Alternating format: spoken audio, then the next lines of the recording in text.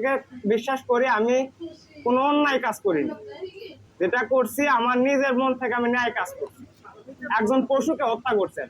একটা মানুষের ভবিষ্যতের জন্য যদি আরো 100 জনের ভবিষ্যৎ বাঁচে এর জন্য আমি ভবিষ্যৎ নষ্ট করতে রাজি আছি। ও পশুর চাইতেও নিকৃষ্ট ছিল। নাবালক যাকে মারছি, যাকে হত্যা করছি, ও নাবালক ছোট ছোট ছেলে মেয়েদেরকে জোর করে হচ্ছে যে ভিটাতে জমিতে নিয়ে গিয়ে হচ্ছে যে শারীরিক সম্পর্কে লিপ্ত হতো।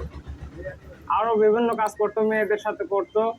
ফ্যামিলি থেকে হচ্ছে যে বিয়ে দিতে পারবে না বলে এই সমস্ত কথা থানাতেও বলতে পারতো না, গ্রামের চেয়ারম্যান মেম্বার কাউকে জানাতে পারতো না। এই সমস্ত গ্রামের মধ্যে বারবার কিছুদিন পর পরে এরকম অন্যায় করে যাচ্ছিল।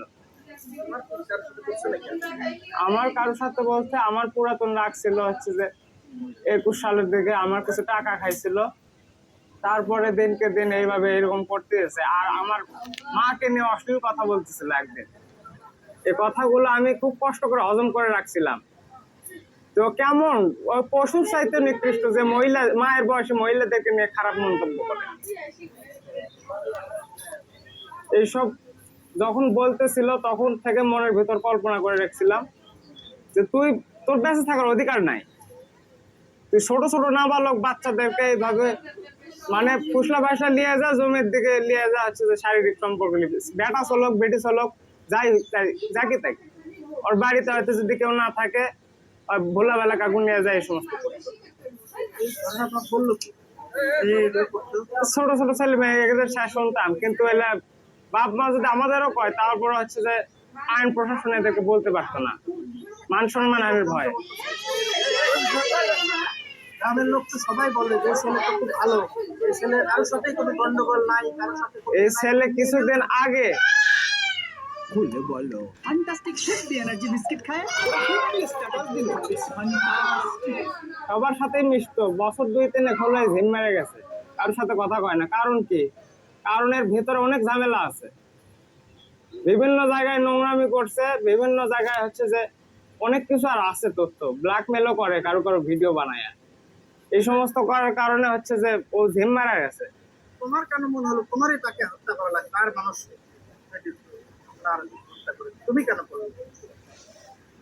আইন প্রশাসন যে জায়গাতে কিছু করতে পারে না, আর কেউ বিচার দিতে পারতেছে না।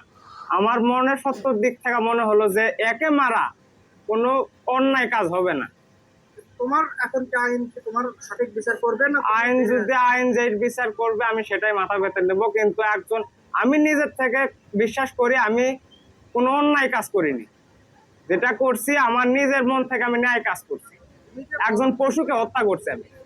বললা যে আইন প্রশাসন কিছু করতে পারে না, তাহলে তোমাকে যে প্রশাসন ধরছে? হ্যাঁ করছে, এটা করতে পারতেছে, কিন্তু যখন ও কোনো একটা নারীকে ধরেন রেপ করে বা জোর জবরদস্তি করে, ওই নারীর বাবা মা তো বলতে পারে না, যদি বলে দেয় হচ্ছে যে তার আর বিয়ে হয় না।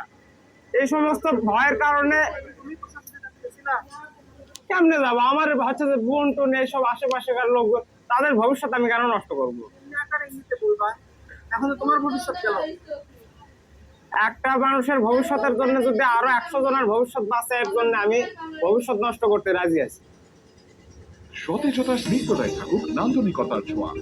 এই ঈদে হাউস অফ বাটারফ্লাইকে রেফ্রিজারেটর ও ফ্রিজার হবে অনায়াসে। সাথে আছে 100% পর্যন্ত ক্যাশব্যাক, 240 দিন পর্যন্ত 0% ইন্টারেস্টের নগদ কিস্তির সুবিধা ও 20,000। আমি নিজের থেকে বিশ্বাস করি আমি কোনো অন্যায় কাজ করিনি।